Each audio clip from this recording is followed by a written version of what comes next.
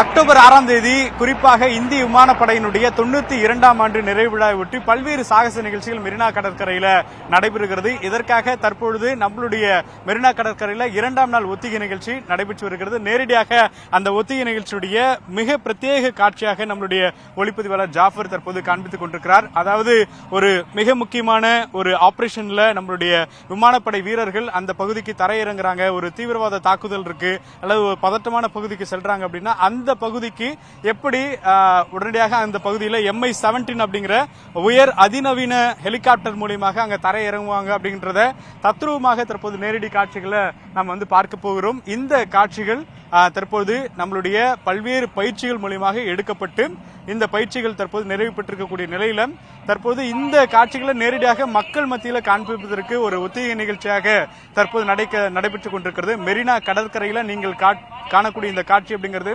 எல்லை பகுதிகளில் எப்படி நம்மளுடைய இந்திய விமானப்படை வீரர்கள் ராணுவ வீரர்கள் எப்படி அந்த பகுதியில் நேரடியாக மீட்பு பணியில் ஈடுபடுவார்கள், எப்படி ஹெலிகாப்டர்ல இருந்து கிட்டத்தட்ட ஒரு 50-60 அடிக்கு மேலாக அவர்கள் கை ரோப் மூலமாக அவர்கள் எப்படி தரையிறங்குவார்கள் அப்படிங்கிற காட்சியை நேரடியாக நம்ம தத்ரூபமா இப்போ பார்க்க போகிறோம். அந்த காட்சிகளை நேரடியாக பார்க்கலாம்.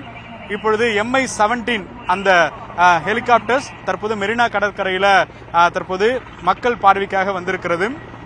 இது இந்த ஆபரேஷனுடைய தொடக்கம். ஏன்னா இந்த இடத்துல இப்போ ஒரு சென்சேஷனல் இடமா நாம கருதணும். இது ஒரு இப்போ ஆபரேஷன் அந்த நிகழ்வு நடக்கக்கூடிய ஒரு இடமா இது கருதணும். ஸோ இந்த பகுதியில் ஒரு ஆபத்து இருக்கு அப்படின்னா எப்படி நம்மளுடைய ராணுவ வீரர்கள் குறிப்பாக விமானப்படை வீரர்கள் அந்த விமானத்திலிருந்து தரையிறங்குவாங்க. அவங்களுக்கு குறிப்பா அங்க லேண்ட் பண்றதுக்கான அந்த ஒரு சிச்சுவேஷன் இல்ல, அங்க லேண்டிங் பொசிஷன் இல்ல அப்படின்னா அவங்க ரோப் மூலியமா தான் அவங்களுடைய வீரர்களை இறக்க வேண்டிய சூழல் இருக்கும். அதற்கான ஒரு தத்ரூப காட்சியை நேரடியா இப்ப நம்ம பார்த்துட்டு இருக்கோம். நமக்கு 2 MI-17 அப்படிங்கிற 2 ஹெலிகாப்டர் இறங்கிருச்சு. ரோப் கீழே போட்டுட்டாங்க. கிட்டத்தட்ட இந்த 2 ஹெலிகாப்டர்லயும் 28 வீரர்கள் இருக்கிறாங்க. ஒவ்வொருத்தரா கீழே இறங்குறத பாக்குறோம். முதல் 2 வீரர்கள் தற்பொழுது அந்த ஹெலிகாப்டர்ல இருந்து வரக்கூடிய காட்சிகளை பார்க்கிறோம். சோ தொடர்ச்சி அடுத்தடுத்து 2 வீரர்கள் வர்றாங்க. சோ இந்த மாதிரி 2 புறமும் 2 ஹெலிகாப்டர்லயும் தற்போது வரைக்கும் 8 வீரர்கள் இறங்கி இருக்கிறாங்க. இன்னும் 28 வீரர்கள்ல மொத்தமாக இவங்க இறங்கினதுக்கு அப்புறம் அந்த ஆபரேஷன் லொகேஷனை ஐடென்டிஃபை பண்ணி அவங்க எந்த இடத்துல லேண்ட்மார்க் சொல்லி இருக்கிறாங்களோ அதை நோக்கி அந்த டெரரிஸ்ட பிடிக்கிற மாதிரியான ஒரு தத்ரூப காட்சியை நேரடியா நம்ம பார்த்துக்கிட்டு இருக்கோம். குறிப்பா பல வகையான யுத்திகளை நம்மளுடைய ராணுவ வீரர்கள் குறிப்பாக நம்மளுடைய விமானப்படை வீரர்கள், நேவியினுடைய வீரர்கள், கோஸ்ட்கார்டு வீரர்கள் தொடர்ச்சியாக பல்வேறு யுத்திகளை கையாள்வாங்க. ஆனா ஒரு ஹெலிகாப்டரை குறிப்பா இது போன்ற ஒரு பகுதியில் நிலை நிறுத்தி வான்வெளியிலேயே அங்கிருந்து ரோப்ல இறங்குறது மிகவும் கடினமான ஒரு செயல். அந்த நிகழ்வு தத்ரூபமாக மக்கள் பார்ப்பதற்கு தற்போது மிக அழகான ஒரு காட்சியா இருக்கு. ஆனா அதுக்கு பின்னாடி மிகப்பெரிய ஒரு சவால் இருக்கும். ஏன்னா ஒரு ஹெலிகாப்டர்ல இருந்து கிட்டத்தட்ட ஒரு 100 அடிக்கு மேலாக தற்போது அந்த தூரத்தை கயிறு மூலியமா இறங்கணும். திரும்பி அவங்க கிளம்புறதா இருந்தா கயிறு மூலியமாகவே கிளம்புவாங்க. தற்போது நீங்க பார்க்கக்கூடிய அந்த காட்சி மிக முக்கியமாக நம்மளுடைய டிஃபென்ஸ் குறிப்பாக டிஃபென்ஸினுடைய அந்த அதிகாரிகள், அதே போல ராணுவ வீரர்கள், இங்க இருக்கக்கூடிய விமானப்படை வீரர்கள் எல்லோருமே கண்டுகளித்து வருகிறார்கள். குறிப்பா இந்த காட்சிகள் அப்படிங்கிறது ஒரு ரியலான டைம்ல எப்படி இருக்குமோ அதே நம்ம தத்ரூபமா மெரினா கடற்கரையிலே நம்ம இப்ப பார்த்துட்டு இருக்கோம்.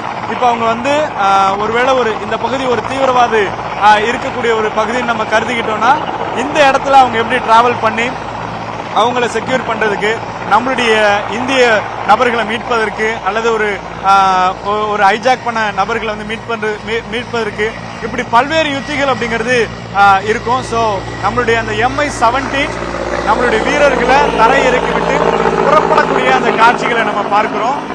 குறிப்பா சற்று முன்னதாக பாராஷூட்டிங் பண்ணி நம்மளுடைய வீரர்கள் இங்க தரையிறங்கினாங்க. அது போல இப்பொழுது மிக தத்ரூபமான ஒரு காட்சியை பார்த்திருக்கோம். இன்னும் பல விதமான 72 ஏர்கிராப்ட் இன்னும் சற்று நேரத்தில் நம்மளுடைய மெரினா கடற்கரையில 2ஆம் நாள் ஒத்திகை நிகழ்ச்சி பண்ண போறாங்க. ஒவ்வொரு காட்சிகளும் பார்க்கின்ற பொழுது நம்மளுடைய இந்திய வீரர்கள் குறிப்பாக விமானப்படை வீரர்களுடைய செயல்பாடுகள் பிரமிக்க வைக்கக்கூடிய வகையில் இருக்கிறது. அந்த வகையில் தற்போது எப்படி நம்மளுடைய வீரர்கள் தரையிறங்கி அந்த பதட்டமான பகுதிக்கு எப்படி செல்கிறார்கள் என்ற காட்சிகள் நேரடியாக பார்த்தோம்.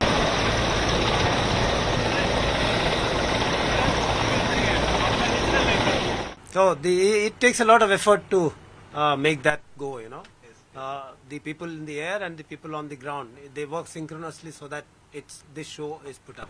Yes, sir. So a lot of good work has gone into that. So totally, how many control rooms here? More than 75 aircrafts to travel. Yeah, same day. Understood. There's one control room. You'll be going there now. You can have a look. Yes. So there are multiple controllers out there doing their own jobs. Yes, sir. So from that one control center, we are doing this, and they're operating from various bases. We are coordinating with that. Yes, sir. It's a mini airport. It's like a.